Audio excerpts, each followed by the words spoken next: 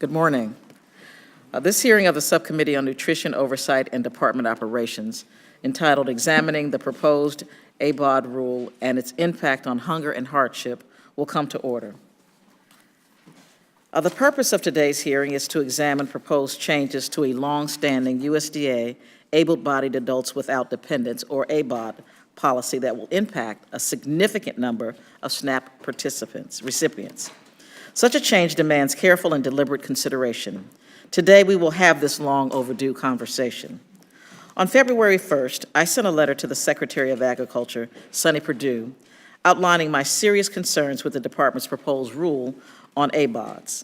The proposed rule included a 60-day comment period, which I do now understand has been extended for a few days. However, given the seriousness of this topic, I requested an extension on the comment period so that there may be more time to explore its potential impacts. The department rejected the request, and instead, Secretary Perdue responded to me by saying, and I quote, "The proposed rule would encourage broader application of the statutory ABAWD work requirement consistent with the administration's focus on fostering self-sufficiency and promoting the dignity of work. I believe these proposed changes support our mutual goal of improving the lives of those participating in SNAP," end quote. Well, Mr. Secretary, I disagree.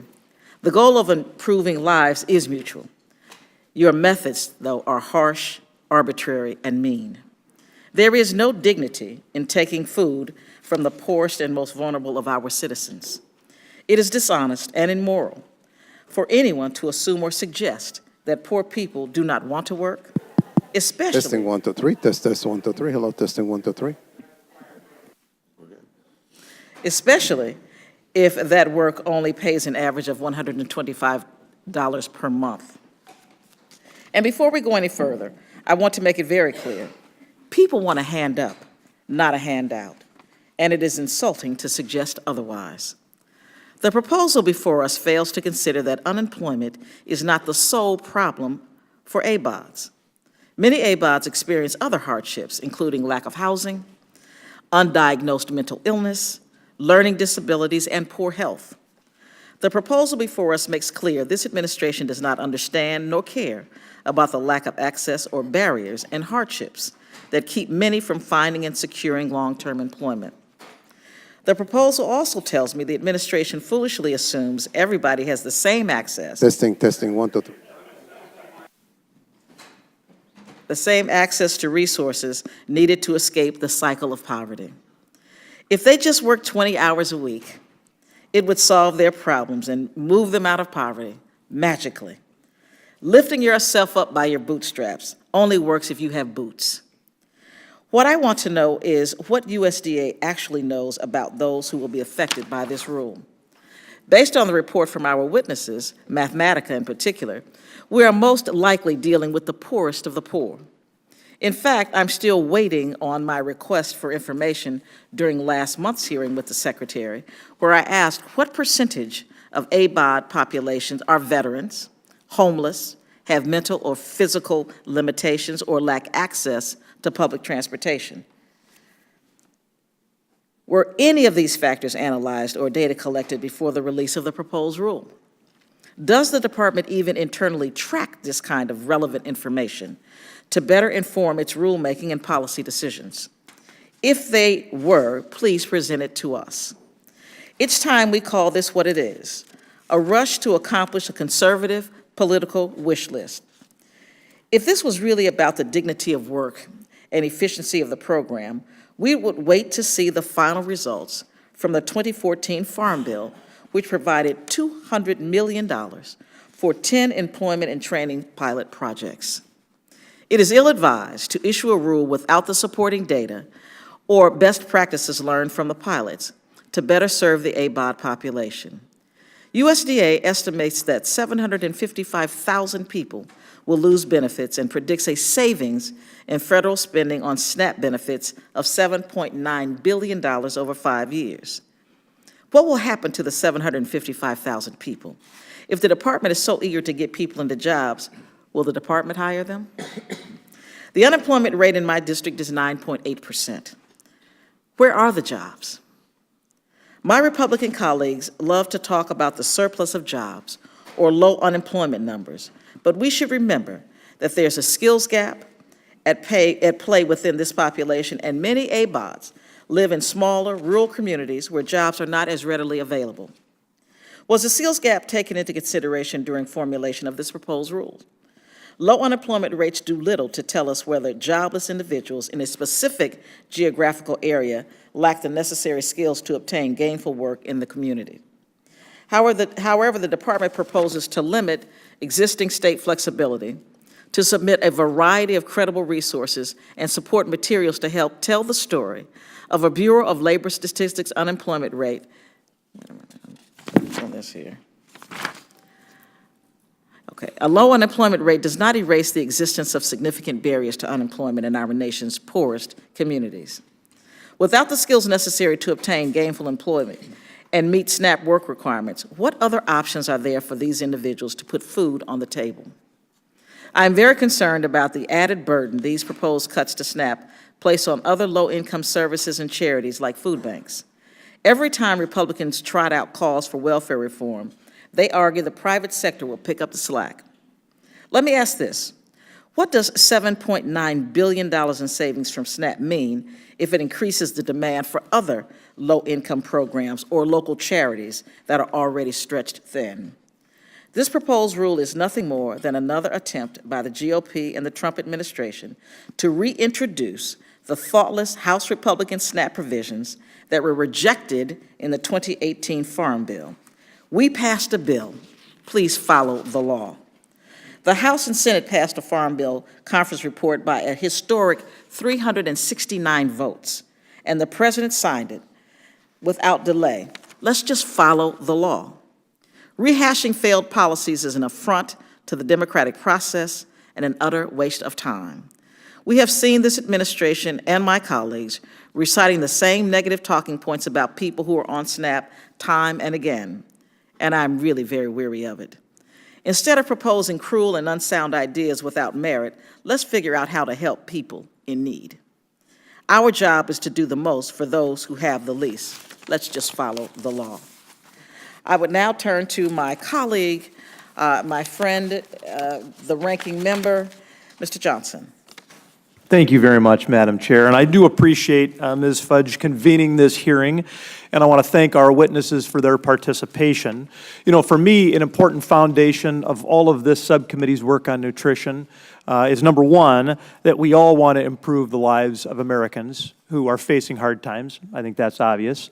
Number two, that SNAP is an important poverty program. That's something worth maintaining, something worth holding up. And then number three, that work and education are a critically important, a necessary part of helping people realize opportunities to move out of poverty. And so each of us today on this dais is fighting for the same goal. Madam Chair mentioned that. We all want to see the lives of Americans improve. And a number of us on the broader Ag Committee on both sides of the aisle have experienced welfare programs, poverty programs on a personal basis.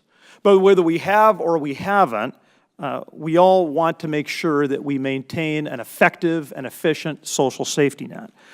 And so we're going to disagree about the best way to do that, but the basic heart of the matter is intact. And as a country, we spend $1 trillion a year on 80 social safety net programs, and we want to make sure they work. We are a nation of giving. We want to be a nation of opportunity.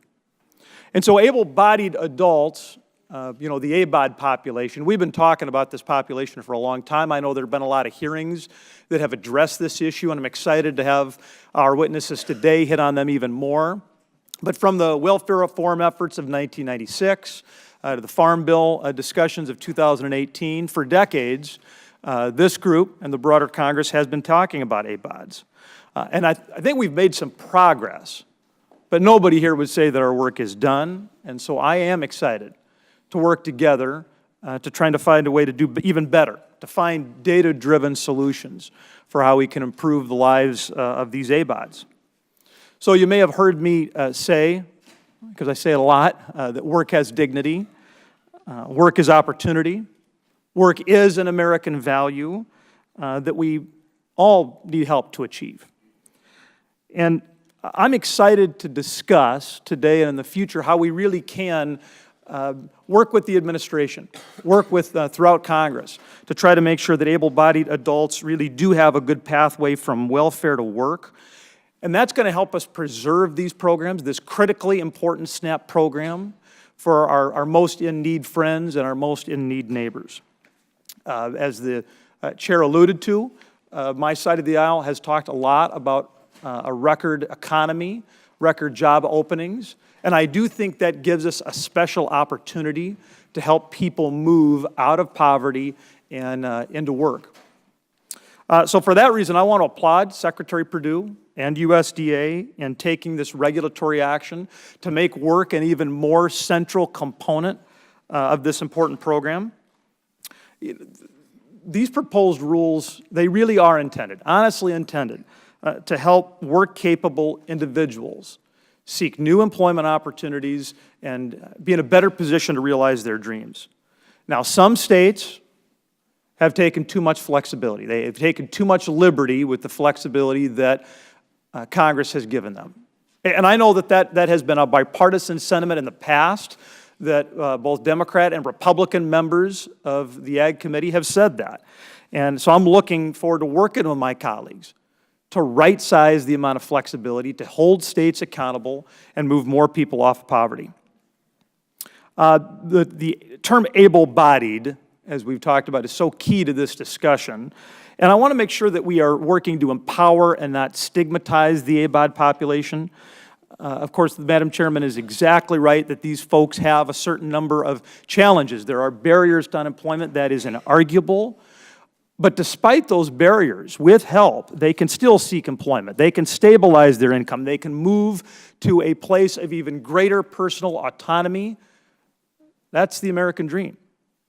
I think about during the Farm Bill discussions, there was a video that came out, and I was a private citizen at the time, but I was captivated by the video. It was about Latasha, and she was a former ENT participant here in Washington. She completed a certification program back in 2012, has been working successfully since. Her story is a story that should make us all proud, and with help, with additional accountability, with states doing a better job of managing their programs, there can be thousands more Latashas out there realizing a better life. And I think we all know that just ignoring the need for improvement, ignoring the need for reform, doesn't really improve anybody's life. That's not leadership. And so let's work with SNAP recipients, let's work with this subcommittee, let's work with the administration to move even more people from welfare to work. And with that, Madam Chair, I yield and I welcome our witnesses. Thank you very much, Mr. Johnson. I would ask that all members submit their opening statements for the record so that we can begin with our witnesses as quickly as possible. I'd like to introduce and welcome our witnesses. We would begin today with Karen Cunningham, Associate Director, Mathematica Policy Research, Washington, D.C. Mr. Shambaugh, Director, the Hamilton Project, Brookings Institution, Washington, D.C. Ms. Lisa Hamler-Fugit, Executive Director, Ohio Association of Food Banks, Columbus, Ohio. And Mr. Sam Adolphson, Vice President of Executive Affairs, Foundation for Government Accountability, Naples, Ohio. Ms. Cunningham, you may begin. I would just bring your attention to the lighting system. The light will turn green when you begin. You will have 5 minutes to give your testimony. When you see the yellow light, it means you have 1 minute. When you see the red light, we would like you to conclude as quickly as possible. Thank you very much and welcome. Chairwoman Fudge, Ranking Member Johnson, and distinguished members of the subcommittee, thank you for inviting me to testify today. I am an Associate Director at Mathematica and have been conducting research on SNAP for government agencies for 18 years. I currently direct a project commissioned by the Robert Wood Johnson Foundation to develop rigorous and objective estimates of the effects of proposed changes to SNAP. Much of what I will present today is based on findings from that project. SNAP participants who are ages 16 to 59 do not have a disability and are not working at least 30 hours per week must register for work unless they meet certain criteria, such as caring for an incapacitated person. Work registrants who are ages 18 to 49 and don't live with a child must work an average of at least 20 hours per week or face a time limit of 3 months of benefits in a 3-year period. They are exempt from the time limit, however, if they participate in a qualifying employment and training program or other meaningful work activity, have a percentage exemption from the state agency, or live in a waiver area, an area for which the state agency requested and received a federal waiver from time limits because of high unemployment. USDA's proposed regulatory change would eliminate or modify some current waiver area criteria. For example, states would no longer be able to request a waiver for counties with overall unemployment rates less than 7%. Table 1 in my written testimony summarizes the proposed changes. According to USDA's regulatory impact analysis, among the SNAP participants who are ages 18 to 49 without a disability in childless SNAP households and in a waiver area in fiscal year 2016, about 3/4 would be newly subject to the additional work requirement and time limit. USDA further estimates that under the proposed changes, between 755,000 and 851,000 of these people would not meet the work requirements in 2020 and would therefore lose eligibility after 3 months. Mathematica used fiscal year 2017 SNAP quality control data to examine the characteristics of SNAP participants who would be affected by the proposed changes. Specifically, we focused on the estimated 1.2 million SNAP participants who lived in a waiver area, could be newly subject to time limits, and were not working at least 20 hours per week. Among these SNAP participants, 97% lived in poverty, and 88% lived in deep poverty, compared with 39% of other SNAP participants living in deep poverty. 11% were working, although less than 20 hours per week, and another 6% lived with someone else who was working. However, only 1/3 were living in SNAP households with any reported income. Among those, the average household income was $557 a month, 43% of the poverty level. The average monthly SNAP benefit was $181 per person. Finally, these SNAP participants were much more likely to live alone than other SNAP participants, 78% compared with 23%. The potential impact on these individuals would vary by their circumstances and state. SNAP participants in the 17 states without waiver areas would not be affected by the proposed changes. In other states, the state agency may offer slots in qualifying employment and training programs or percentage exemptions to participants who would otherwise face a time limit. In many states, however, some SNAP participants would be newly required to work an average of at least 20 hours per week or be subject to the time limit. Both SNAP participants' job readiness and the local labor market will affect SNAP participants' ability to find work. Although BLS estimates the national overall unemployment rate was 3.9% in 2018, some groups were less likely to find work. For example, the unemployment rate for young adults ages 20 to 24 was 6.9%, and the rate for African American men was 7%. Policy decisions should be informed by the best data available, and this proposed rule is no exception. Policymakers could gain a more complete picture of the likely effects of the proposed regulatory change if detailed information on the areas that would no longer qualify for a waiver were incorporated into state estimates of the people potentially affected.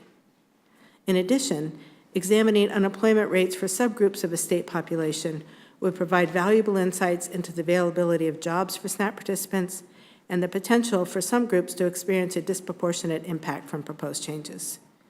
New data collection on the circumstances of people who lose eligibility for SNAP because of time limits also could help policymakers understand whether and how well policy objectives are being achieved.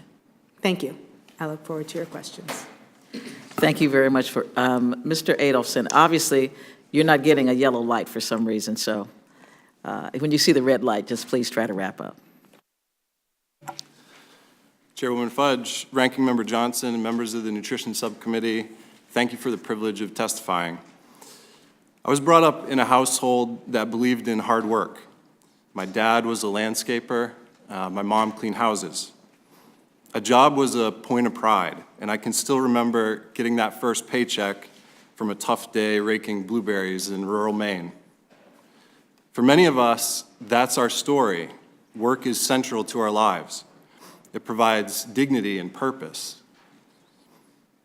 The growth of our communities is built on people living this experience, living the American dream. And work is key to achieving the long-term goal of the food stamp program, lifting people out of poverty. That's why Congress and President Clinton passed bipartisan work requirements for able-bodied adults on food stamps in 1996. They recognized the power of work. And they were right. Where work requirements have been implemented, those leaving the program doubled their incomes in just 1 year. And they didn't just go to work in retail or fast food.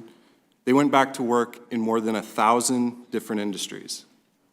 Now, these figures aren't extrapolations or anecdotes. Our experts studied the actual earnings of 600,000 able-bodied adults who left food stamps after work requirements were implemented in Florida, Kansas, and Arkansas. One young man in Arkansas, I'll call him Nolan, reported no income while on welfare, 0. After work requirements were implemented, Nolan soon left the program. Then Nolan got a job. Within 1 year, he was earning $63,000. And by the end of 2 years, he was making $93,000. Work requirements work. Unfortunately, for millions of able-bodied adults on food stamps, this isn't the experience at all.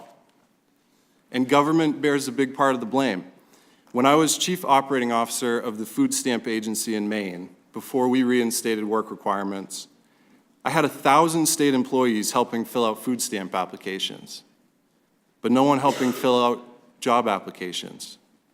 We were letting people like Nolan down. Government should be giving a hand up, not just a handout. The loopholes created at the federal agency level have gutted the 1996 law, allowing work to be waived across the country by gerrymandering areas and using old economic data. So I want you to remember two numbers, 2.6 million and 7.6 million. First, 2.6 million. There are 2.6 million able-bodied adults on food stamps who will be waived from the work requirement this year. And 3 out of 4 don't work at all. Second, 7.6 million. There are 7.6 million available jobs today and the lowest unemployment rate in 50 years. Employers are desperate for workers. To be clear, federal law allows waivers only when there are not enough jobs or unemployment is at least 10%. But just 23 of the 1,100 counties and cities that waive work requirements have unemployment at or above 10%. One California waiver county has 2.2% unemployment. And Ohio's waiver has more than doubled since 2017, even as its unemployment rate declined to near record low levels. Waivers from work shouldn't be so easy to get in the best economy in decades. And some have claimed that Congress rejected the type of changes proposed here by the Trump administration. But the bipartisan 2018 Farm Bill, like every other farm bill since 1996, reaffirmed the original work requirements. And it did not codify the current regulations that have allowed the waiver abuse. It's clear that the status quo does not reflect congressional intent. Even Chairman Colin Peterson correctly pointed out that the loopholes have allowed states to, quote, undermine federal law. The Trump administration has the authority and the duty to fix the regulation and return waivers to their original purpose of exempting only those individuals in truly economically depressed areas. The track record of work requirements is clear. They work. And when this rule is implemented, we can all be confident that hundreds of thousands of Americans, people just like Nolan, will move from welfare to work and experience their own American dream. Thank you. Happy to answer any questions. Thank you. Ms. Hamlet-Fugit. Thank you. Good morning, Chairwoman Fudge, Member Johnson, and distinguished members of the committee. Thank you for convening this hearing today and inviting me to testify on the Trump administration's proposed rules related to unemployed or underemployed adults without dependents participating in the SNAP program. My name is Lisa Hamler-Fugit, and I serve as the Executive Director of the Ohio Association of Food Banks, Ohio's largest charitable response to hunger. We distributed over 200 million pounds of emergency food last year in an attempt to fill the gap for hungry Ohioans. But SNAP provides 12 times as much food while infusing resources into local communities. The administration's proposed rule would limit access to SNAP for adults with very limited resources without improving their overall employment outlook or health outcomes. Based on my association's firsthand experience operating the SNAP Work Experience Program, which provides services exclusively for clients required to find work under the current SNAP rules, I'm here to provide you with my perspective on the impacts of this proposed rule would have in Ohio. Currently, 38 of Ohio's 88 counties have waived SNAP time limits due to high unemployment. If the proposed rule were to take effect today, with a 7% threshold for waiver eligibility, only 3 Ohio counties would qualify for the waiver. These 3 counties account for less than 1% of Ohio's current SNAP population, meaning that nearly all would be subject to the time limit if the proposed rule went into effect. Unfortunately, we know from our extensive experience that those subject to the time limit have profound barriers to employment.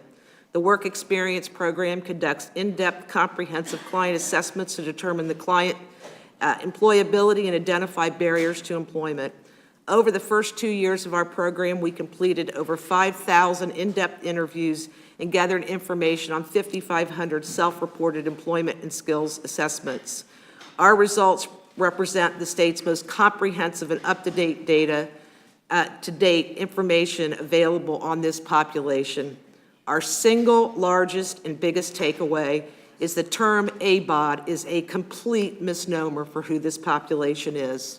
1 in 3 clients reported a physical or mental limitation ranging from back injuries to heart conditions to depression to PTSD. Many participants appear to be marginally or functionally illiterate and likely experiencing significant learning disabilities. Additionally, many clients appear to have social and/or cognitive impairments, difficulty communicating, and a tendency to engage in repetitive behaviors, all signs of autism spectrum disorder. We believe that there are high levels of undiagnosed autism and other developmental disabilities in this population. 1 in 3 clients have no high school diploma or GED. Nearly half reported that they do not have reliable transportation, and whether through a personal vehicle, public transit, or ride sharing with family or friends. And 60% report that they do not have a current valid driver's license. About 1/3 of our clients had felony convictions, a stigma which can follow someone for a lifetime, even if their release is meant to suggest that they have been rehabilitated. Many of our clients are parents or caregiver with responsibilities that can serve as barriers to employment. And 1 in 4 of our clients had children that were not in their custody, and many spend time parenting those children on a regular basis while the custodial parent works. Additionally, 1 in 10 reported they are caregivers for family, friends, or relatives. In addition to these issues, many of our clients face other challenges which makes finding employment difficult. We serve hundreds of individuals who have aged out of the foster care system only to find themselves living in homeless shelters with friends or on the street. Many other clients are experiencing challenges like homelessness and language barriers. These individuals face daunting challenges in finding employment, even when general unemployment rates are low, which is exactly why Congress gave states the option to waive the time limit in areas where there were insufficient jobs for those who were subject to the requirement. I'd like to share just one story of a client, a Somalian refugee who relies on public transportation and requires an interpreter to fulfill his mandatory work requirements. Due to paperwork error, he was mistakenly cut off his SNAP benefits and was sent to our local food pantry network to get food. Until his case could be sorted out. Sadly, this case is not unique. Tens of thousands of real people like him are slipping through the cracks. We know all too well that harsh and arbitrary time limits are misguided and only increase hunger and hardship. The proposed rule would shift the burden of providing food from the federal government onto cities, states, and local charities like mine. It would be harmful to the local economies, grocers, retailers, and the agriculture community by reducing the amount of SNAP benefits and dollars available in economic activity. Please wrap up. Closing, most importantly, the rule sidesteps the will of Congress, which rejected these changes when it enacted the 2018 Farm Bill. We hope that we can work together to stop these harmful policies from taking effect, and I'd be happy to answer any questions you may have. Thank you very much. Mr. Shambaugh. Chairwoman Fudge, Ranking Member Johnson, and members of the committee, thank you for inviting me to join in this important discussion. My name is Jay Shambaugh. I serve as the director of the Hamilton Project, the senior fellow in economic studies at the Brookings Institution, and as a professor of economics at George Washington University. I'm here to provide evidence regarding SNAP, a program that lifts millions of Americans out of poverty, reduces food insecurity, improves economic security, and acts as a crucial fiscal automatic stabilizer. Research shows that SNAP is a highly effective program. It also shows that work requirements keep people out of the SNAP program, but have little or no impact on work. The proposed rule takes a number of steps to reduce the flexibility of states in using waivers or exemptions from work requirements. The proposed rule and its impact analysis are correct that the changes will reduce SNAP participation, but provide literally zero evidence that the changes would increase employment. Agencies may issue regulations when there's compelling public need and when benefits outweigh costs. In my remaining time, I would like to highlight 3 areas where the proposed rule fails to meet this standard. First, in theory, work requirements are in place to motivate those who do not want to work to do so. But very few ABAWDs on SNAP, 1.4%, are, quote, not interested in working. The vast majority are, in fact, in the labor force. However, their labor market experience, as it is true for many low-paid workers, is highly unstable, as participants tend to cycle in and out of full-time employment. In research I've conducted with my Brookings colleague Lauren Bauer, which has been provided to the committee, we find that 75% of ABAWDs over 2 years are labor force participants. Over 1/3 of those in the labor force would satisfy the work requirements at some points in time, but not at other points in time over that 2-year window. Almost as many as would consistently satisfy the work requirement. Of those who generally work but sometimes do not, the majority are not working due to, quote, work-related reasons. That is, they lost a job or couldn't get enough hours in a given month to satisfy the work requirement. We also find that the title able-bodied is a misnomer for some of this group, as 80% of the ABAWDs who are not in the labor force at all over the 2-year window list health and disability as the reason they are not working. These are people who should be eligible for exemptions but could fail to receive them. Based on the characteristics of the targeted population, the federal government should not be impeding states' ability to apply for waivers from work requirements in areas where there is evidence of a lack of sufficient jobs or limiting states' ability to use exemptions to address individual cases. Second, the proposed rule fails to consider the effect of the proposed changes in the face of a deteriorating economy. Consider that when the economy was shedding 300,000 jobs a month in 2008, states successfully applied for waivers to work requirements statewide or for distressed regions using geographies and indicators that USDA would deem invalid under the proposed rule. Our analysis provided to the committee demonstrates that the rule would have reduced waiver eligibility early in the Great Recession. In 2008, the state of Ohio was granted a work requirement waiver for the entire state for 2 years. By the proposed rule, Ohio could not apply for the statewide waiver. The 20% rule they used would be compromised by an excessively high unemployment rate floor, and the extended time period granted would be denied. Our submitted analysis shows that the proposed rule takes a waiver system that is already too slow to respond to an economic downturn and makes it worse.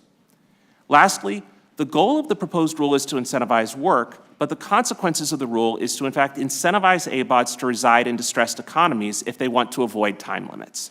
Work requirements are applied to places of residence. Individuals wanting to move to places with a stronger economy would risk their food resources because they would suddenly face work requirements. Reducing the statewide or geographic grouping waivers could lower labor mobility.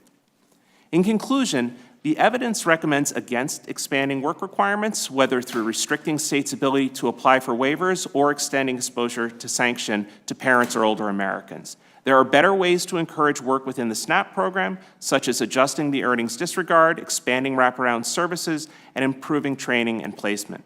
There are also better ways to improve waiver eligibility, such as automatically granting waivers in the event Congress authorizes emergency unemployment compensation. These reforms would strengthen and support SNAP as well as the economy. And I'm also happy to take any questions. Thank you all for your testimony. We will now begin questioning. Members will be recognized for questioning in the order of seniority from members who were here at the beginning of the hearing. After that, members will be recognized in order of their arrival. I would now yield 5 minutes to Mr. McGovern. Thank you very much, and thank you for your testimony. Last Congress, Republicans held 23 hearings on SNAP, and I disagree with Mr. Johnson. We didn't talk about this issue at all. In fact, they intentionally avoided a hearing on this. I requested a hearing, and it was never happened. And I now know why, because bottom line is the ABAWD population is a complicated population. It doesn't fit into a nice, neat category that you can stigmatize, that you can demonize. This is a population that includes returning veterans, people with limited educational experiences, some who are aging out of foster care, people who have undiagnosed mental illnesses, people who live in rural areas who don't have access to transportation. I mean, there are lots and lots of issues involved in this population. And I should also point out for the record that the majority of able-bodied adults on SNAP right now actually work. They earn so little, they still qualify for SNAP. And this notion that somehow this population is just lazy and just wants to benefit from this benefit, I will remind people that the average SNAP benefit is about $1.40 per person per meal. So it doesn't provide very much of anything. I asked Secretary Perdue when he was here in February to provide me the democratic data that the USDA used to justify this new rule. I have received nothing to date. Maybe it's lost in the mail, but hopefully we will get that at some point. But my frustration is we passed a farm bill, and it was a bipartisan farm bill. It rejected all the cruel provisions that were contained in the House bill, but it passed overwhelmingly when it came back to the House. And yet we have the administration ignoring what Congress decided, which is, I think, which is frustrating. I want to also, point out that, about in terms of the consequences of what the administration is trying to do. I mean, Maine tightened up on the work requirements. There was an article in the Washington Post in May of 2017. Let me read the beginning of it. It said, for a period last year after he lost his food stamps, Tim Keefe, an out-of-work and homeless Navy veteran, used his military training to catch, skin, and eat squirrels, roasting the animals over an open fire outside the tent he pitched in frigid Augusta, Maine. The new additions to Keefe's diet resulted from a decision by state authorities to tighten work requirements for the recipients of the social safety net, forcing the 49-year-old who lost his job at a farm equipment factory because of an injury off the food stamp rolls. I mean, this is the kind of stuff that can happen if we are not thoughtful about how we approach this issue. Yeah, we want to help people get into the workforce. We got to be investing in worker training, education, transportation. There are a whole bunch of things we should be doing, not cutting off their benefit because they find themselves in a difficult circumstance. I mean, I don't know how cutting off somebody's SNAP benefit is going to make it easier for them to get to a job where there's no transportation, or somebody who, again, has an undiagnosed mental illness, how that's going to help them get into the workforce. This is a simple-minded approach to a complicated problem. And it is, I believe it's part of this, it's red meat to the right-wing base who just it never tires of demonizing this population. Let me ask Ms. Hamler-Fugit, Ms. Cunningham, Mr. Shambaugh, I mean, I understand that a lot of your work has explored the complexities that arise from ABAWDs and low-income workers. Just for the record again, I mean, do you believe that low-income persons who work less than 20 hours a week do so by choice, that this is something they desperately want to do, or is it because of disadvantages? To the chair, to the congressman, You know, today in America, a job doesn't mean a living. There are people that work and they work hard, but unfortunately in the current economy, that jobs don't provide full-time benefits. So the folks who are part of our program, they work, they want a job. I would also point out that we've done longitudinal studies of the leavers in our program. What we found is that when they do work, they generally work less than 30 hours a week for about $10 an hour with no benefits, and the average length of employment is 79 days, which is very interesting. 79 days would not trigger their eligibility for unemployment compensation. SNAP is a hunger lifeline for these individuals. A hungry worker is not a healthy worker, is not a productive worker. I would just say, Congressman, not only do they want to work, but the evidence shows that most of them do work. And so most of them are cycling in and out of jobs, and the small portion who are not cycling in and out of jobs typically face significant barriers, health and otherwise, to work. Quickly. So I examine evidence, and excuse me. So it is true that we know that, as you mentioned, that ABAWDs, that SNAP participants cycle in and out of work, that time limits can, well, to directly answer your question, yes, I believe people want to work, and the evidence shows that most of them do work. Thank you. Thank you. At Gentleman's some time point. has expired. Ranking Member Johnson, you are now recognized. Thank you, Madam Chair. Mr. Adelson, remind me, you mentioned you would analyze 600,000 ABAWDs in maybe 3 states. What were those 3 states? Florida, Kansas, and Arkansas. So in Florida, Kansas, and Arkansas, I mean, did your research indicate that there were SNAP recipients who had learning disabilities?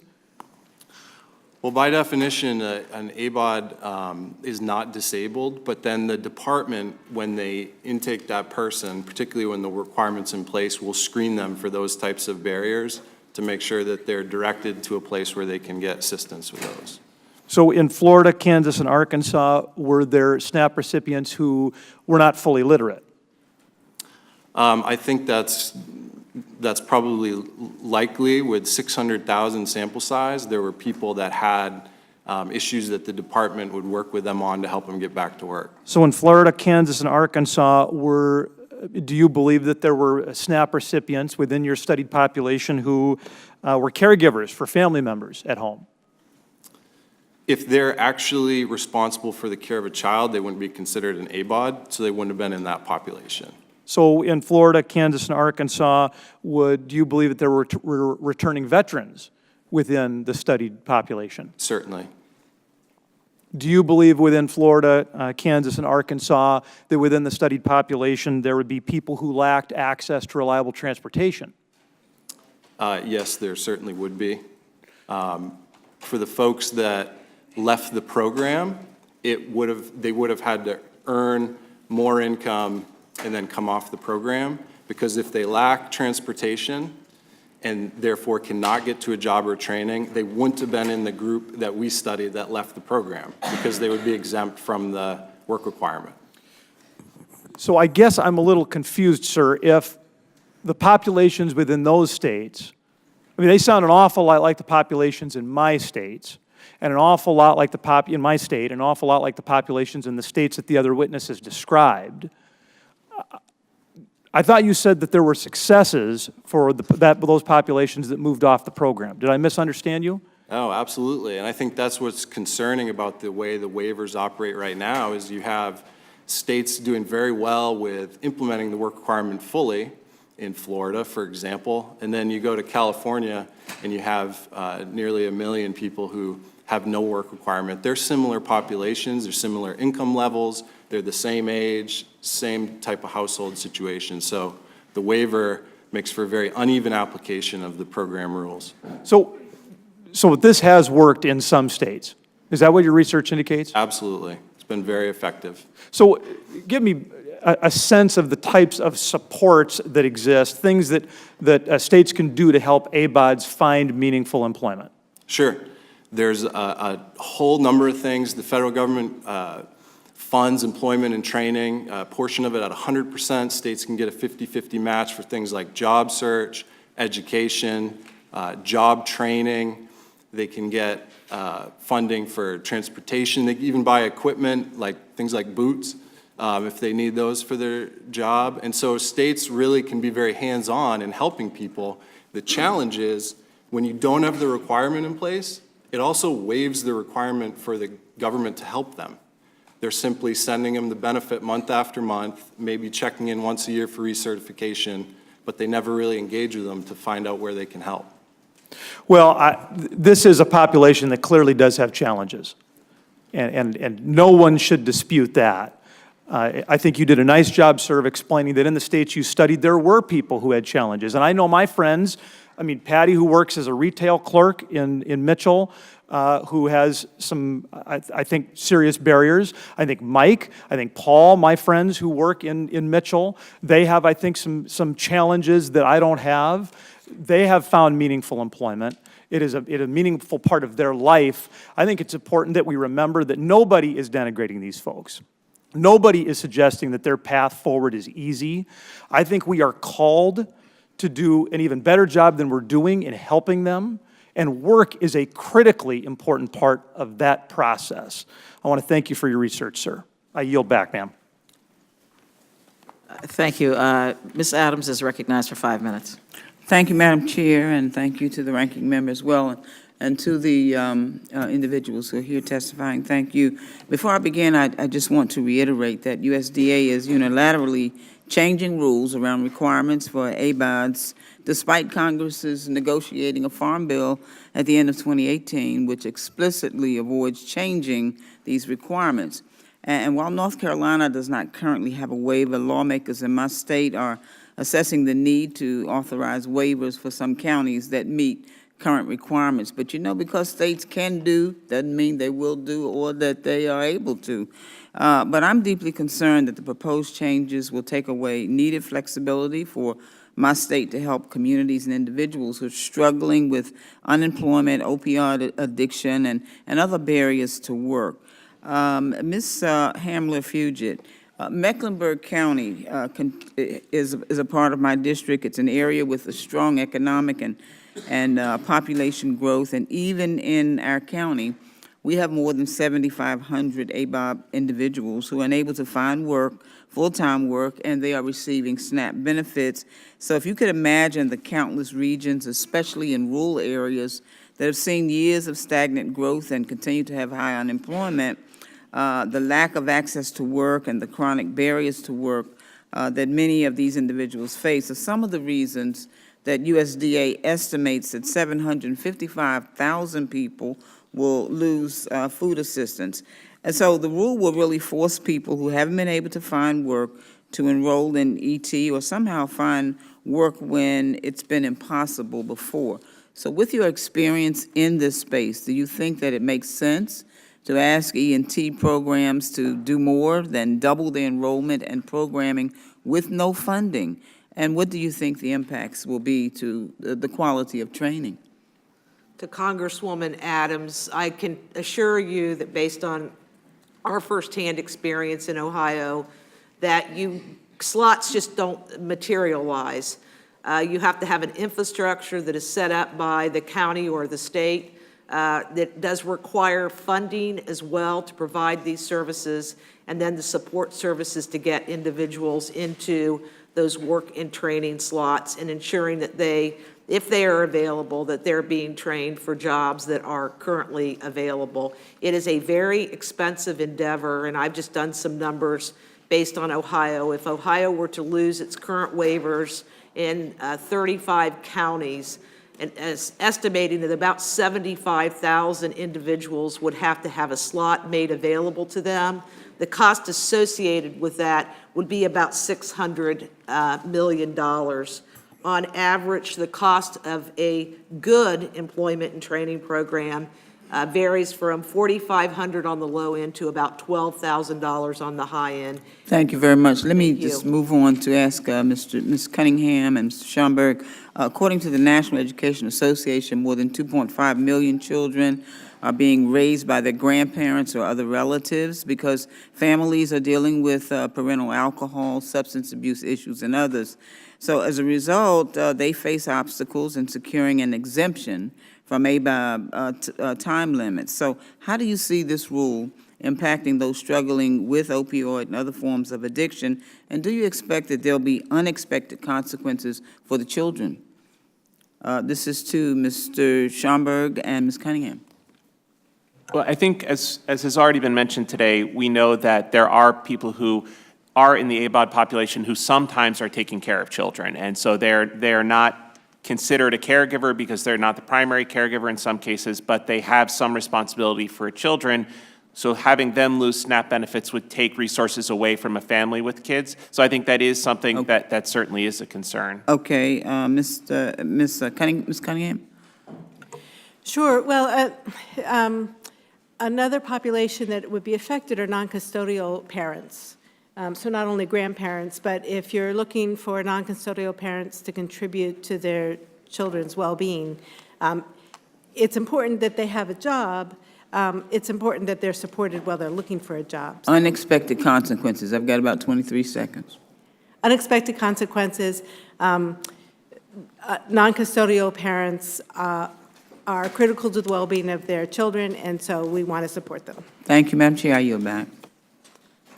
Thank you very much. Mr. Desjardins, you're recognized for 5 minutes. Thank you, Madam Chair. We live in a country that takes care of people who can't take care of themselves, and that's the right thing to do. The SNAP program is there to help people who are hungry, make sure that they have food in their mouths and that hunger is reduced, and it's our responsibility in Congress to make sure that we have the funding to take care of those in need. Thankfully, our economy is doing much better. Unemployment, as mentioned in your opening statement, Mr. Adelson, is at 50-year lows. And in fact, in my home state of Tennessee, about the only thing holding back economic growth is an adequate workforce. So I think it's fortuitous that we're having this hearing today that Mr. McGovern had asked for.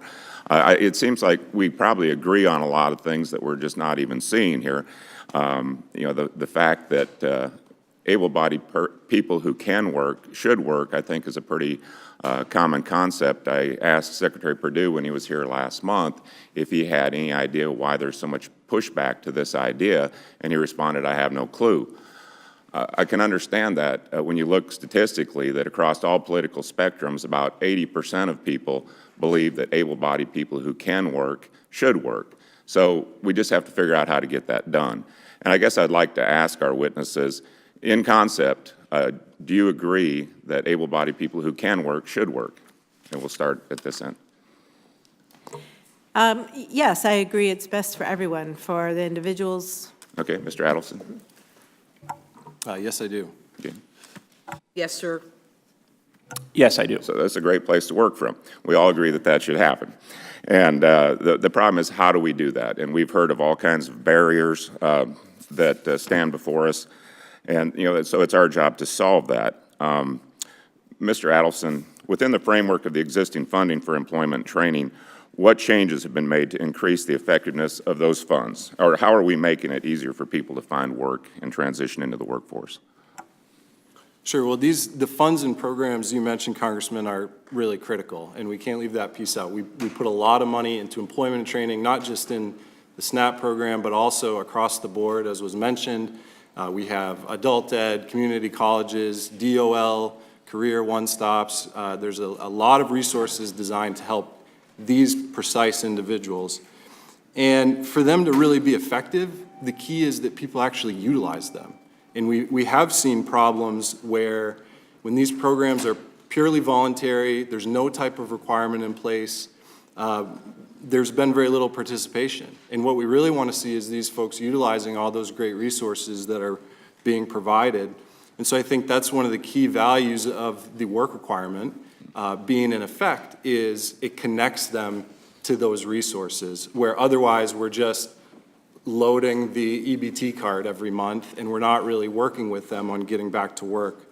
Some of the places where it's been really effective recently, there's been a real urgency on connecting folks to a job and getting them taking that first step. We saw in Florida in particular, a lot of people took an initial first step and maybe landed at a temp agency or in fast food or retail, but that was just the first step. They quickly moved on to higher paying industries with more wages. So the best way to make these programs effective is to get them in the door. Right. And it seems at these hearings, we always hear the best case scenarios from one side and the worst case scenarios from the other side, and I've heard that here today. You can be the group that wants to talk about successes, you can be the group that wants to talk about failures. I want to be the group that talks about successes, and we want more successes. Some of the other witnesses have talked extensively about all the barriers for able-bodied adults joining the workforce. Do you agree that these barriers are as bad as they say, or are you more optimistic? Congressman, I think in my experience at the agency, that was one of the things that was most disappointing, is the whole system was revolved around this point of view of what people can't do. And I think it's really important that we flip that, and when someone walks through our door asking for help with the food benefit, right away we say, all right, here's your benefit, what can we do to get you moving forward? What are you able to do? Where can we help you maybe remediate some skills, things we talked about?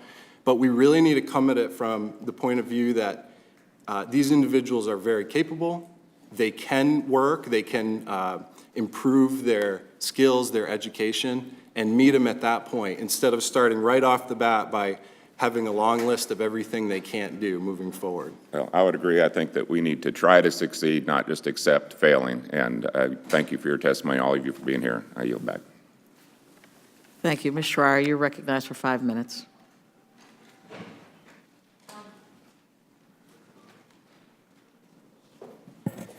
Thank you to all of our witnesses. Thank you, Madam Chairwoman.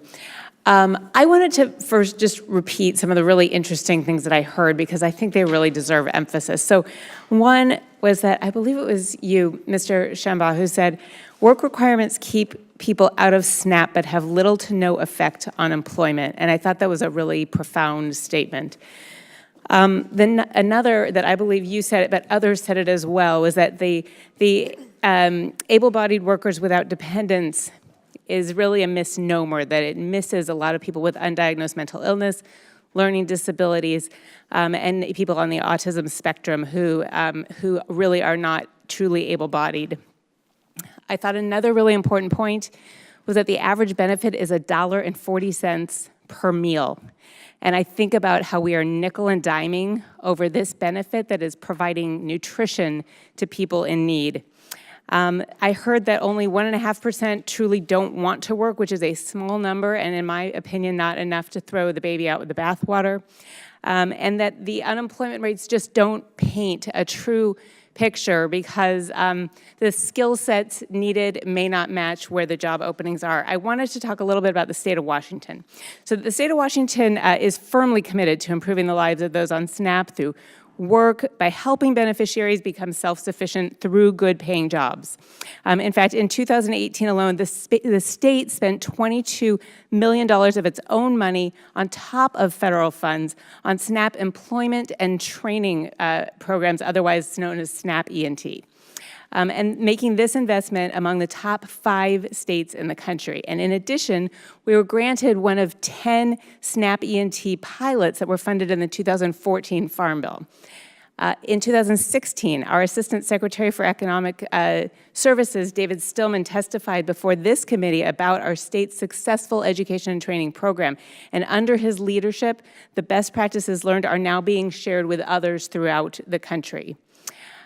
We have also engaged employers like Amazon, Microsoft, Providence Health, and others to be active partners in this training program. And the bottom line is that that part is working, and we know what we're doing. Now, the proposed rule will completely undermine all of that work.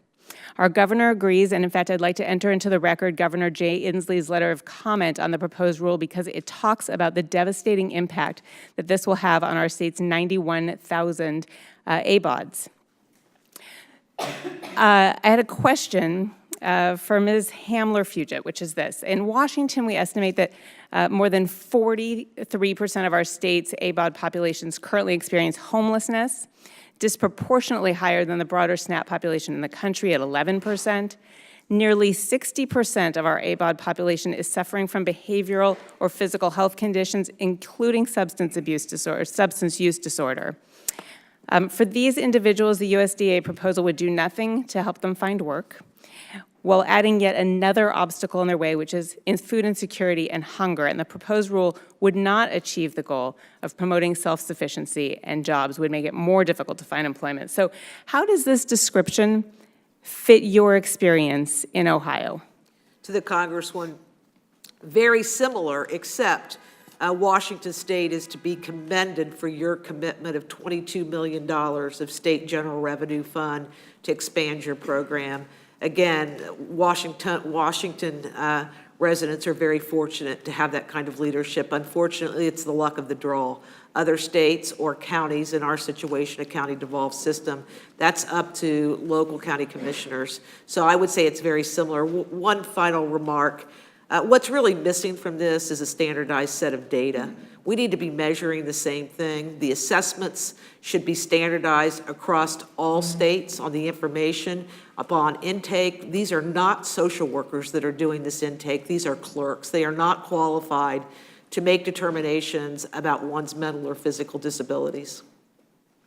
I appreciate that comment, especially as a medical professional myself, that these can be difficult diagnoses to make, and that we need to consider the rate of undiagnosed everything, including learning disabilities in certain populations. Mr. Shamba, I had a question for you, and I'd love to hear your thoughts on this excerpt from Governor Inslee's letter.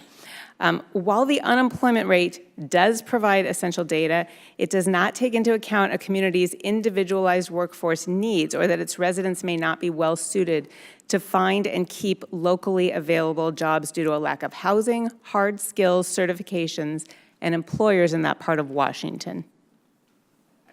I think that's exactly right, and I think one thing that's important to recognize is even when the aggregate unemployment rate is low, it doesn't mean it's low for all groups or in all areas. As mentioned, in some places it's as high as 10%.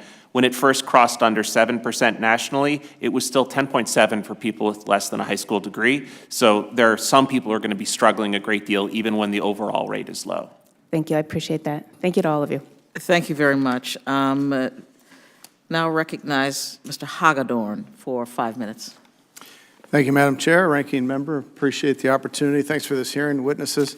This is an issue that has been important to me for over 30 years. I used to work for Congressman Arlen Stanglin, who was a member of this committee, and he and Congressman Stenholm of Texas at that time introduced bipartisan work for welfare legislation in the 1980s.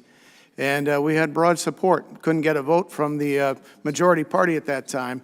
But a few years later, Newt Gingrich and some others picked up the provisions of that bill and passed it 3 times, finally made it to the president's desk where he'd sign it. And the Clinton-Gingrich, however you want to put it, welfare reform bill was highly successful. We drove down the cost of government. We empowered people and got them back into private sector work. I think most people would recognize, including even President Clinton, that was quite a success.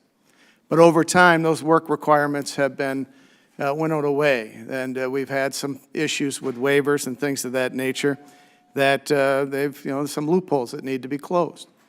And, in my district, we went around and we talked to all sorts of thought leaders, including mayors and social workers and others, and time after time, I was told there are people on the sidelines who could work, but for a number of reasons are not working, and it isn't all, I've never used the word lazy. That comes from the other side. Sometimes there are impediments, they lose benefits and so forth as they get in the workforce, and we need to look at that. But, the chairman himself, Chairman Peterson, who, interestingly enough, succeeded my old boss, Congressman Stanglin, in 1990, he's made comments to say that these waivers aren't working, particularly in the state of Minnesota. And he's talked not just here in committee, but in press as well. And I'd ask any of you, does anybody disagree with the chairman's comments as it refers to the state of Minnesota and these waivers? Anyone? I guess not. Okay, so we have some uniformity on that. What I'd say is this: work for welfare is a concept that's empowering for people. It's a fairness issue for the taxpayers, because if people are able-bodied to work, they should do so, just like the taxpayers do, to make it possible. It eliminates fraud. It drives down the cost of benefits. Now, if we want to talk in a serious way about helping folks, let's talk about the concept of transition wages. So when people are moving from welfare into the workforce and they reach that cliff where they're going to lose medical benefits and other things, how do we transition them to keep them in private sector work so they can continue to be upwardly mobile? That to me is important. I hope the chair and others will work with me on those issues. Technical training. I mean, there's lots of jobs out there that are just begging. And we have to look at people's potential. And that's the highest calling. What is the potential of each individual? Not just able-bodied folks, disabled people, people that want to be in the workforce and contribute. What is their potential? We have to have confidence in them and do whatever we can in order to promote that. And lastly, I talked with the secretary was here a few weeks ago. He talked about this regulation, and I told him, in my opinion, I was on a record, that it's God's work, because I think it's moving people in the right direction. It's showing confidence in folks, and it's not allowing states to cut them short and to do that. And I just say to my friends on the other side, if you don't like this regulation, you think the executive branch has gone too far, then join us in enacting the REINS Act.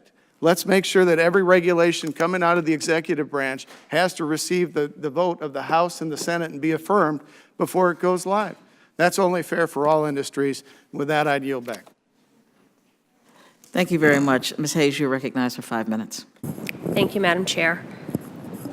In my home state of Connecticut, we have 107 towns, including 13 towns in my own district, that would lose the 2018 waivers proposed under this rule. This would translate to about 26,000 people in Connecticut automatically becoming vulnerable to losing the federal help they need to simply put food on their tables. I will say to my friends on the other side that I was a SNAP beneficiary.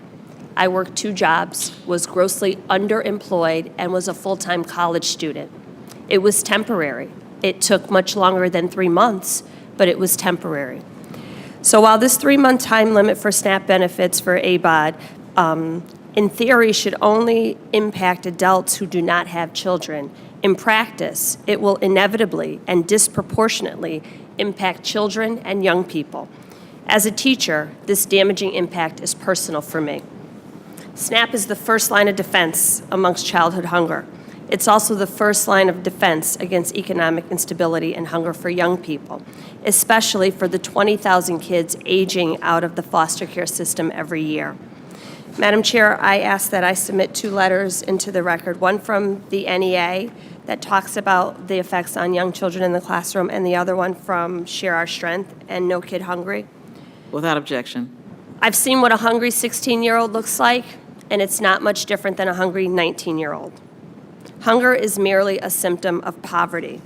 The reality is that very few ABAWD recipients of SNAP are not interested in working.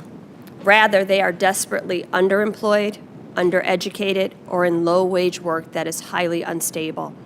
The unemployment rate for young adults is nearly 7%. According to a national survey of youth who aged out of the foster care system, only 12% were employed full-time at age 19. 44% had not obtained a high school diploma or GED equivalent at age 19, leaving them at a significant disadvantage in seeking stable employment and livable wages. Instead of punishing people for being poor or for being in foster care, we need to further invest in job training and education as a way out of poverty so that people can, in fact, help themselves. By ripping away a lifeline of an already vulnerable population, this administration is making yet another unconscionable attack on young people and poor people. This administration is telling this population, one that has already struggled enough, that they don't deserve help the day they turn 18 and age out of the foster care system, that they don't deserve compassion from the federal government, and that they don't even deserve a hot meal. My question is for you, Mr. Schamberg. What are the long-term social and economic effects, cost effects, of ripping away this safety net for food security for young people aging out of the foster care system? Thank you for the question. We have very good evidence certainly for children in particular, that spending time in a household with SNAP relative to people in the same economic situation without SNAP benefits has substantial positive impacts on health, income, and earnings later in life. And so I think that would probably translate that type of result to that next population just a few years older, as you mentioned. We know that in many ways you're making investments that make people more employable, better workers, healthier later in life, and in that sense you wind up saving money in the long run. Well, I appreciate that because I've seen that, because in my experience, these young people do cycle back into the system, and it's not always with SNAP benefits, it's the criminal justice system, it's the unemployment system, it's all of these other programs that could have been prevented if the investment was made on the front end to help them to support themselves. Ms. Hamler-Fugit, can you think of ways that we can increase outreach so that foster youth or young people who are formerly in foster care know about the benefits that are available to them and are better positioned to help themselves? One, Congresswoman, we need to understand that as they're in the foster care system, that they're getting the kind of life skills and support necessary. They're being exposed to opportunities of higher education and training. We need to make sure that there is also transitional benefits. I know our state is continuing to do some more support around a Bridges program that will provide that transition. But again, a lot of these children, as they age out of the foster care system, they're dumped on their 18th birthday onto the street. That's wrong. I know for a fact that we have spent, in some cases, hundreds of thousands of dollars getting these young people to adulthood only to turn our back on them. We can do better. I know we can. We can do better. Thank you, Madam Chair. I yield back. Thank you. Mr. Bacon, you are recognized for 5 minutes. Thank you, Madam Chair, and I appreciate our 4 folks here today, and appreciate your sharing your perspective. It's a very important topic. And I just want to take a moment to thank Chairman Peterson, who's weighed in on this in recent years, talking about some of the abuses of the state waiver process. So I appreciate his candor, especially his candor coming from the other side of the aisle. The ABAWDs are just that. They're talking about able-bodied adults without young children. And in a time of record low unemployment, 2.7% in Nebraska, I may add, where we have more job openings and people seeking jobs right now, I think there is an expectation by most for folks to seek that work, and there's an expectation of having some time limits within the SNAP program, which there are. And I think there's that expectation there that we should try to enforce that to the best of our ability. And so my question for Mr. Adolphson, if I may, in your studies, have you seen a contrast of those states who are enforcing these the time limits versus those who are not, or they're doing the waivers, and helping the ABAWDs get out of poverty? Is there some direct correlation between these individuals who are struggling, but once they get back into the workforce, how does that affect their prosperity or their getting out of poverty? Thank you. Sure. Thank you, Congressman, for the question. So what we looked at with those more than 500,000 adults that we tracked individually with their incomes within a year doubled. In Arkansas, we had another year of data, and their incomes tripled within the 2-year period. So what you have is they're actually moving not just up in income, but out of poverty. So the amount they were earning actually replaced the benefit amount as well. So in total, they were earning more than they were before, even when you count the benefit. So we're seeing real upward economic mobility from that population. You contrast that with states where the waiver is in place and there is no work requirement for this population. They're still on the program. By definition, they're still in poverty, right? They're in that income bracket that would keep them eligible. And we know that 3 out of 4 of them aren't working. So we're not seeing that same movement in those states. Well, thank you. Really, full-time work is the best way out of poverty. And often a year or two later, there's raises and promotions, and it's the first step for getting people out of that poverty area. And I just want to point out in Nebraska, we have such a shortage in some of our more technical career fields, whether it's welding, electrical work. There's a shortage of folks, and they're being offered $40,000 a year jobs in training while they're in training with health insurance just to get them started. And we're having a hard time filling those positions. Anyway, thank you very much. I yield back, Madam Chair. Thank you very much. Mr. Lawson, you're recognized for 5 minutes. Thank you, Madam Chair, and welcome to the committee. A perception of people who are receiving SNAP benefits that extend across America. In dealing with the issue when I was in the state legislature to come into Congress, was that people were lazy, they did not want to work, they just wanted government assistance. But when you go a little bit deeper into the situation, you find out that this is not true. And listen to your testimony this morning, one would think that because of all of the knowledge that you all have in dealing with people who are receiving SNAP benefits, that we could possibly learn a great deal as lawmakers about how the programs really should be established, instead of some people saying what programs should be without any knowledge of it. I represent an area that has two major urban areas, and the rest of it is rural.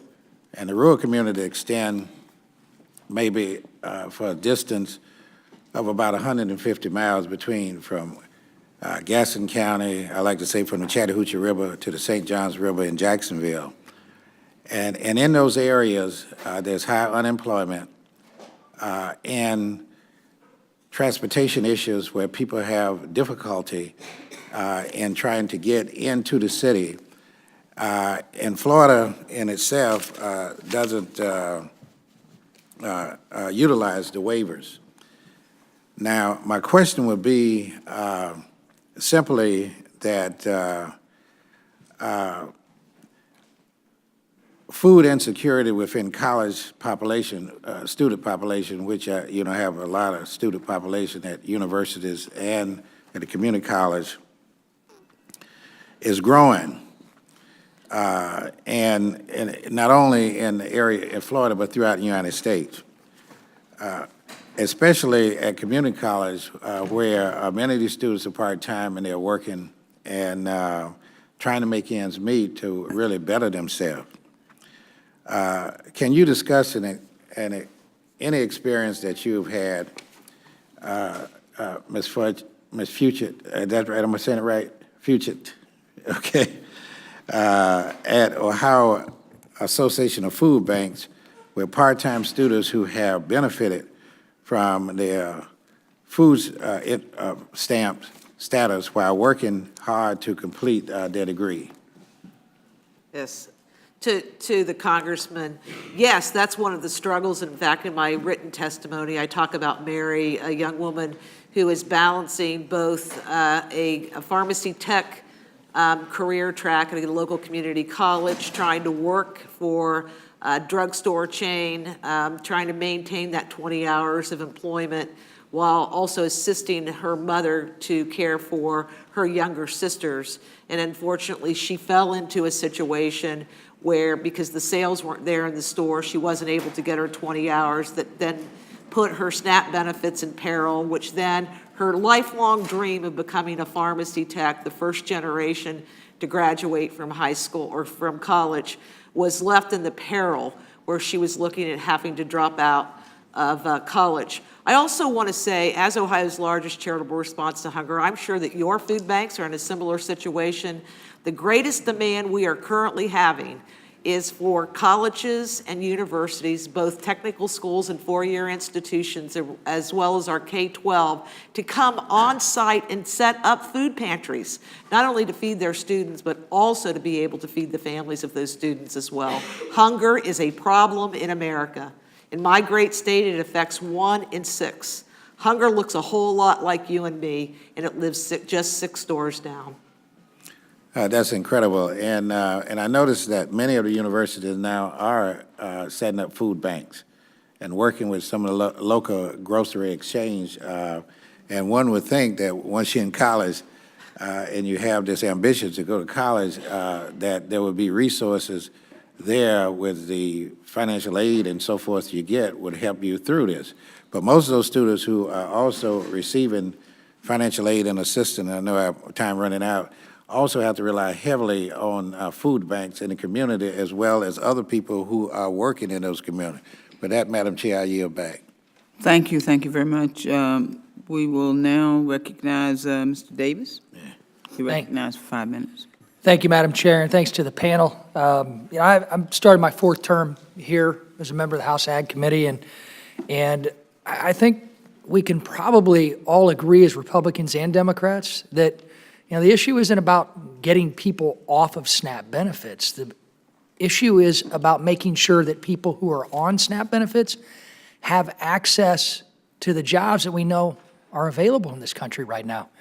And I think we can all agree, too, may not be our committee's jurisdiction, that there are some loopholes that still exist within our workforce training programs that perpetuate families staying on SNAP benefits, which is why we have right now 9 million more people on SNAP benefits in this country today when there are 6.1 million jobs available, less than 4% unemployment, than when we had 9.5% unemployment.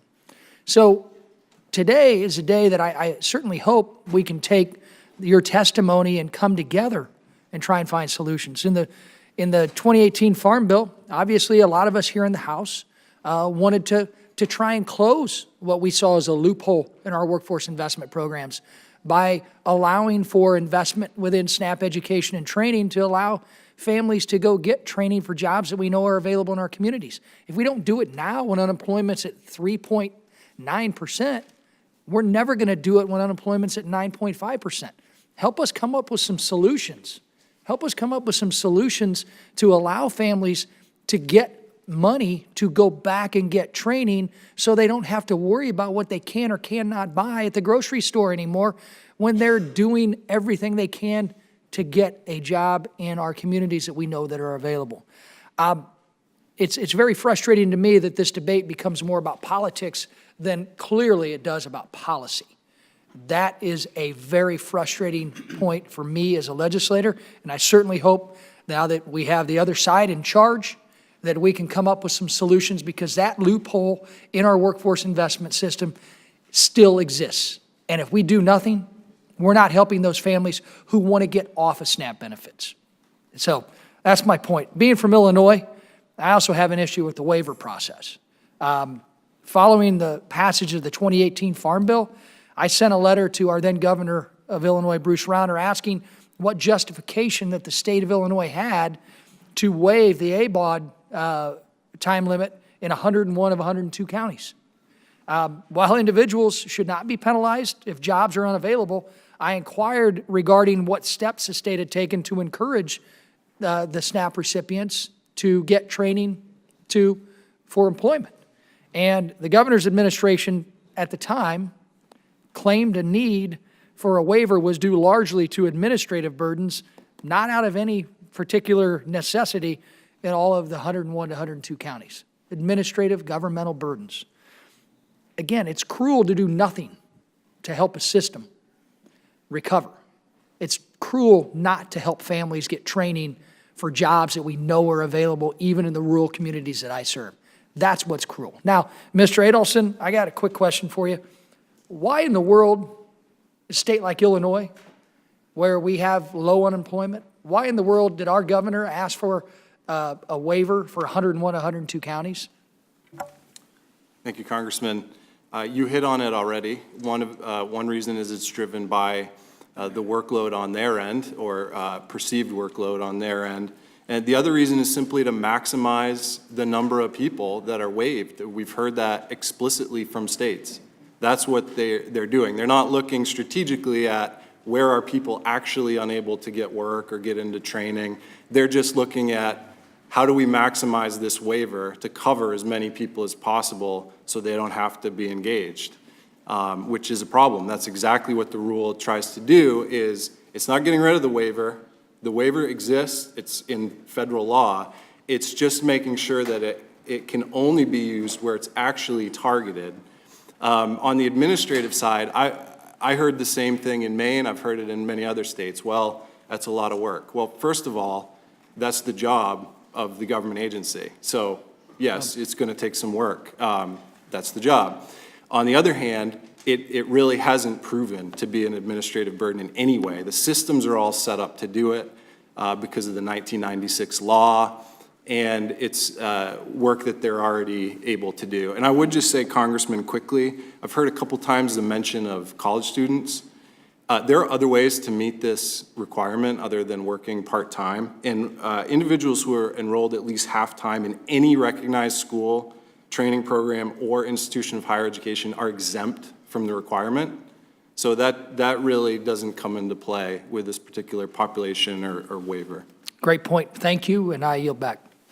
Thank you, Mr. Van Drew. I want to thank you, Chairman, and thank you all for being here today.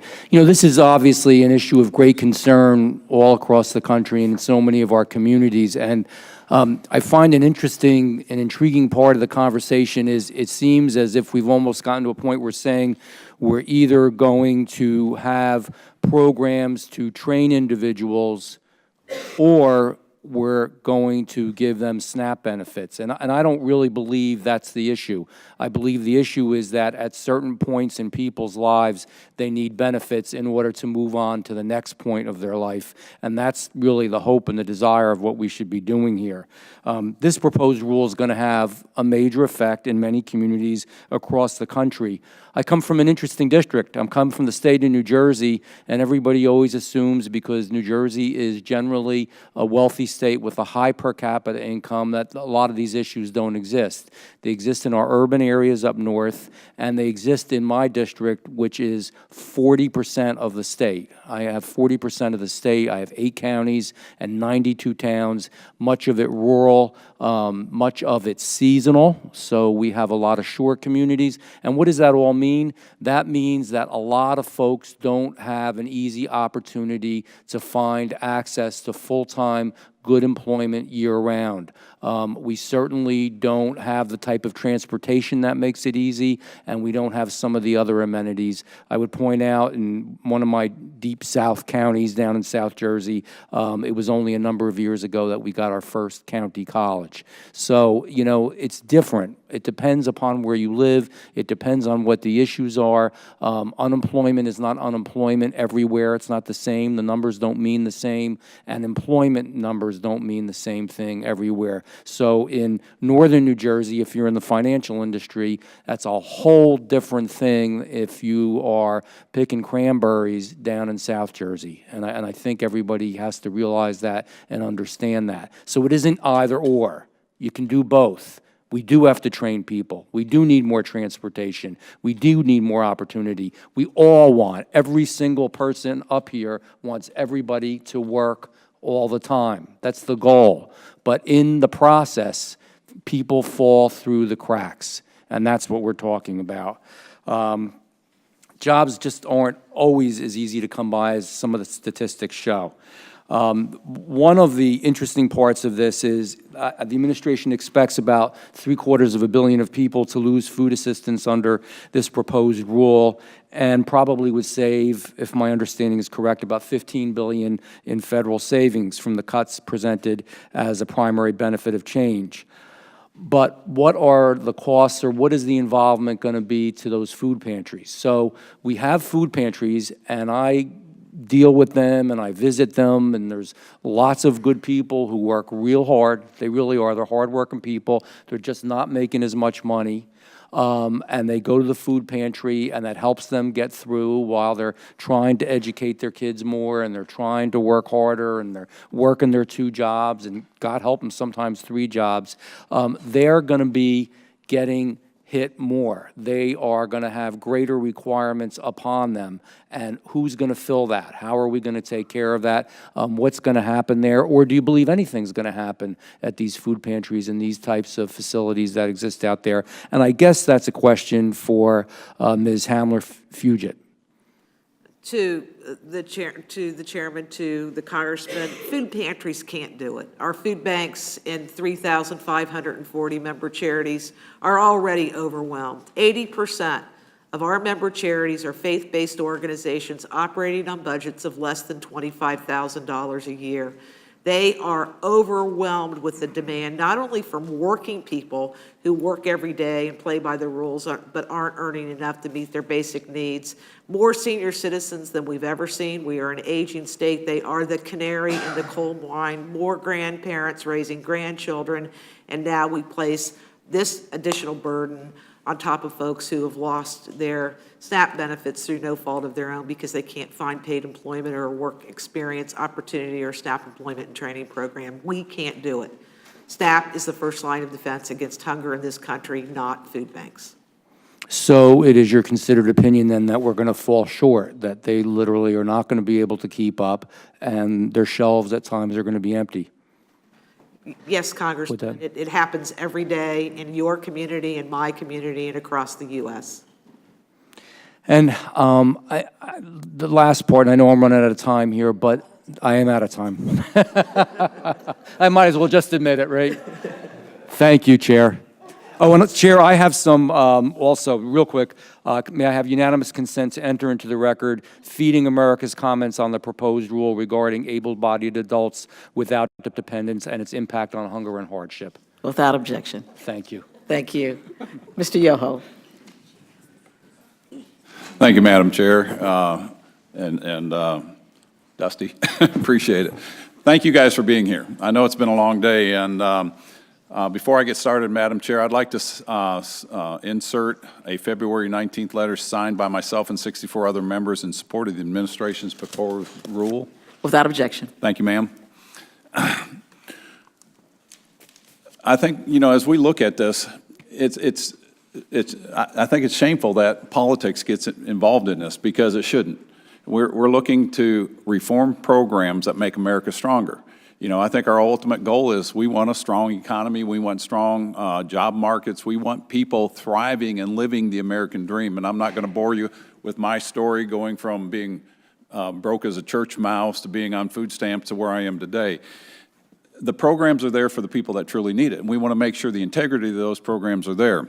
And Florida is one of the many states focused on work-oriented reforms, and a new report shows the incredible impact they're having on our state, as you brought out, Mr. Adelson. Since the state implemented a food stamp requirement, work requirement in 2016, nearly 94% of able-bodied childless adults have left Florida's food stamp program. Alabama saw 85% reduction, Maine saw more than 80%. And when we talk about able-bodied adults with no dependents, we're talking about a small group of people. And we're looking for no physical disabilities, no mental disabilities, just a small section. And I think if we focus on that, what can we do with these kind of results? What can we do to implement these somewhere else in other states? And I guess the question for the panel is, was there any detriment that you know of people moving off in these states? I'll take Florida since that's where I'm from. Can anybody say, well, since 94% got off of that, there was this massive malnutrition or starvation? Anybody? I'll take that as a no. You were going to say something. I would just say, I think we do know that if you remove we know what SNAP does to provide food security, and so we know if not everyone is finding jobs, then there are people who are losing resources and are then left with food insecurity. Oh, is there any evidence that people that moved off of these programs fell into a bigger food insecurity? I mean, is there documented peer review articles? There's also, just for the record, absolutely no documented evidence that the people moving to work were moving to work because of the work requirements. The only documented studies that have actually tried to study it carefully by looking at populations that faced work requirements that compared to those that didn't, find literally no impact on the propensity to work based on exposure to work requirements. But if we have a reduction of 94%, 85% in Alabama, 80% in Maine, we know that's a measurable We also know, though, that in the places that don't have work requirements, people cycle off SNAP all the time. Even in 2008, at what percent? In 2008 to 2012, when the economy was terrible and work requirements were waived almost everywhere, the Department of Agriculture reports that 80% were off SNAP within 2 years, and that's with almost no Okay, jobs. I'm glad you brought that up, because in the late 1990s, the share of Americans living in a country or city away from SNAP work requirements was under 20%. It climbed a bit under George Bush administration to 1/3. In 2009, a waiver program designed to accommodate exceptional circumstances became a national panacea. As part of the American Recovery and Reinvestment signed in by President Obama that February, Congress has temporarily suspended the conditions on ABAWD SNAP enrollees nationwide. The suspension was supposed to extend only through 2010, but no government initiative is temporarily, and 8 years later, ABAWD time limit waivers are still in effect in at least part of or 36 countries. The point that I want to get across is we're at full employment pretty much in this country. And we know prior to the recession, there was about 17, 18 million people on the SNAP programs. With the waivers, it went up to 41, 42 million. It's come down to around 38, 39 million. You know, we should see, I would think, a ratio of decrease with the full employment. And I think we should take the politics out of this. Let's get people into higher paying jobs. As we've seen, there's 6.3 million unfulfilled jobs. In my district, we've got people starting minimum wage, $15 an hour through competition because the economy's so good. Let's maximize that, and let's help people transition off and move from aid to, you know, off on a program, get them educated and off a program. And, you know, I'm out of time, so I got to go. Thank you. Thank you. Mr. Panetta, you're recognized for 5 minutes. Thank you, Madam Chair. It's good to be here. Ranking Member Johnson, good to see you too. Thanks to all the witnesses for being here, as well as your preparation to be here. I know it takes a lot of work, so thank you very much. First of all, just some housekeeping. I'd like to enter into the record this letter from Maison, a national advocacy organization working to end hunger.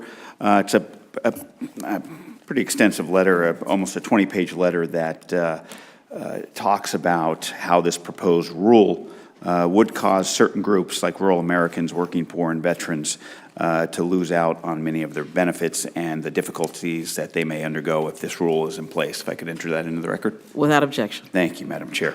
And look, I'd also like to, you know, I understand what Mr. Yoho and Mr. Davis are saying, and I agree with them partly, not just because they're my friends, but because I agree that we have to start looking at policy when it comes to this issue. I think we know it can be very political on both sides, And I saw it last term as a freshman member sitting right down there in the Ag Committee and dealing with the Farm Bill. And the presentation of significant changes to the SNAP program without any significant evidence supporting such changes.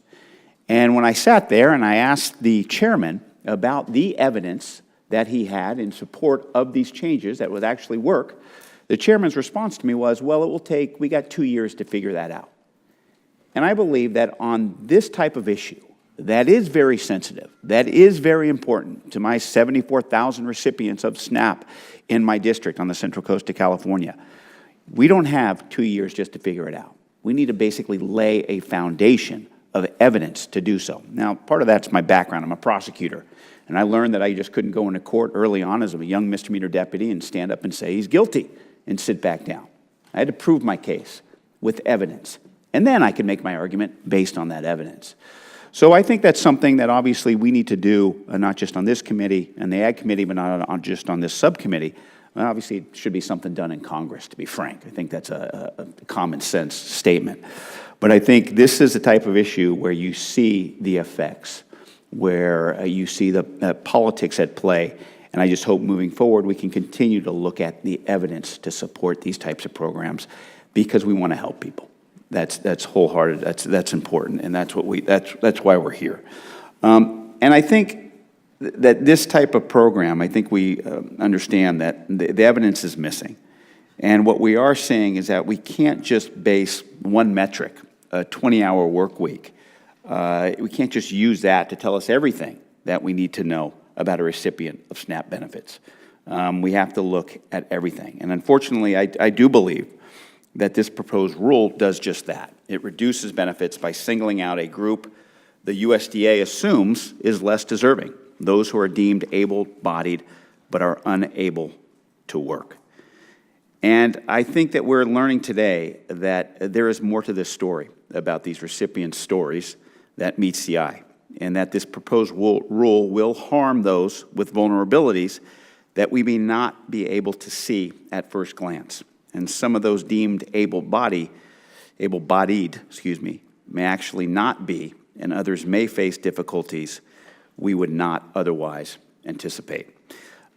That is what this hearing is demonstrating, and why the USDA should rethink this proposal, gather more data, gather more evidence, and learn more about the challenges these targeted SNAP beneficiaries really face. Now, obviously, one of those groups is veterans. In my district on the Central Coast, we have about 30,000 veterans for a number of reasons. But I'd just like to throw out there to Ms. Hamler-Fugit, basically, with this proposed rule, what would be some of the obstacles that veterans would face in trying to find employment? To Congressman Panetta, you know, what we see in Franklin County, in our vets population, we have a vets outreach worker that works specifically with this population.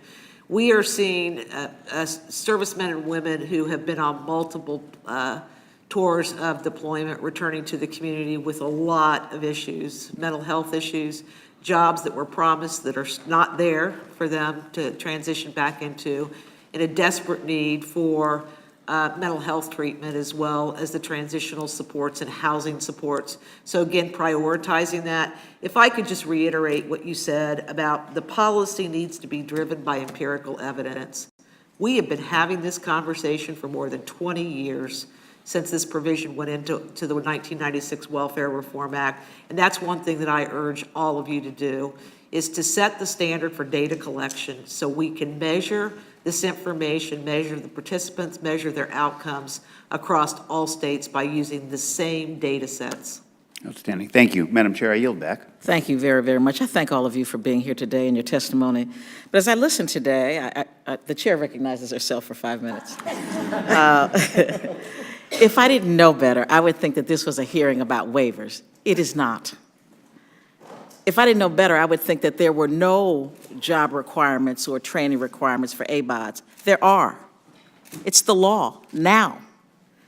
I listened to one of the witnesses talk about what happened in 2006. This is 2019. In 2006, we were a manufacturing society in most major cities in this country. Today, we're more service. And we don't make anything in this country anymore. There was a time you could come out of high school and go into a factory and get a job. That doesn't exist today. Because the same corporations we give big tax breaks to take all of their business and make everything offshore. Yeah, there were jobs in 2006. There aren't today for low-skilled and unskilled workers. Let's just talk about who really are ABAWDs. They're the people who clean these buildings that we work in every day, and that some people sleep in every night. They're the people who serve us in the cafeteria, who fix our food in the Those are ABAWDs. They work every single day. And even this government doesn't pay them enough to make a living. There are people who work in this building who qualify for SNAP every month. That $1.40 a meal. Let's talk about what it really is. And let's also talk about jobs. We know that over the next 20 years, 80% of all jobs will require some form of STEM education. Most of the people we're talking about, the poorest of the poor, don't have those skills, don't have that education. There may be jobs, but they don't qualify for them. You know, if I had grown up maybe around a blueberry patch, I might have done that too. There's not one in my neighborhood. My neighborhood is one where people just try to survive every day. I mean, I think that we have to be realistic about who we are talking about. I got into an elevator in this building. A person who cleans the buildings gets on with me, which is not really allowed for them to put their carts on with us. She wanted to tell me in tears how much it meant for her to get the SNAP benefits she gets every month. But no, we want to make this some big deal about being partisan. It's not partisan. Hungry people are hungry people. People who work are people who work. And I think that if we're really honest with ourselves and we started to talk to the people who are in these situations instead of believing that they are invisible and they are unworthy and undeserving, we might have a different outcome. Maybe we would sit down, as my colleague said here, and find a way to get them to the jobs that are available. Maybe we provide some transportation. Maybe we provide some training, not just filling out an application, actually training them to do a job that exists. If I just didn't know better, I wouldn't even think I'm in this country if I didn't know better. And so I just want to say to all of my colleagues, I know that we all care about the people we represent, but maybe sometimes we need to come out of these buildings and talk to them. Maybe we need to go into a food bank and see who comes. That might be helpful. And not just assume who they are and what they are. And until the USDA can tell me who they are, then I am never going to support something like this. Because not only is it doesn't rely on any data, when they could just wait a little while and get the data from the trials we've already done, but more importantly, because they don't know who they're talking about. They have no idea. And so you just make up something for people. It is time that this Congress, the People's House, the representative of the people of this country, find out what our people want.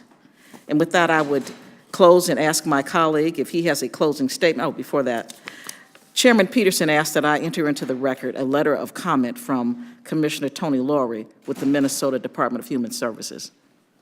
Without objection. Yes, it is indeed true that the people who clean this building at night are worthy and deserving.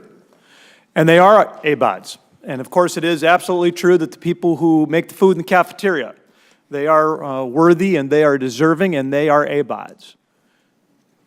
I think it is just as important to acknowledge that they are working and that their work is important and that it is worthy of our respect.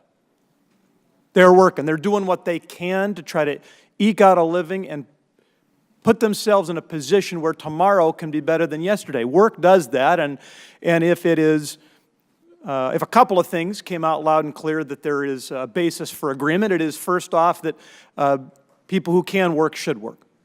I want to thank the panelists for bringing that to the fore. One other thing that I think came out, particularly with Mr. Van Drew's comments and others, is the importance of data, the importance of evidence.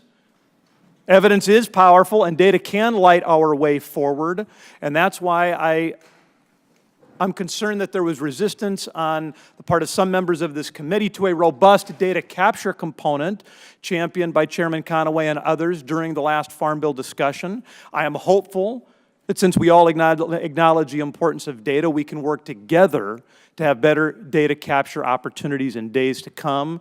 I would close by saying this, Madam Chair, I have heard that you run a tight ship and a fair one. You do. Thank you for a good hearing. Thank you very much, Mr. Johnson. I appreciate it, and I appreciate your ability to work with me and willingness to do so. Thank you all very much for being here. I appreciate your testimony. My closing statement. Under the rules of the committee, the record of today's hearing will remain open for 10 days, 10 calendar days, to receive additional material and supplementary written responses from the witnesses to any questions posed by a member. This hearing of the Subcommittee on Nutrition, Oversight, and Department Operations is adjourned.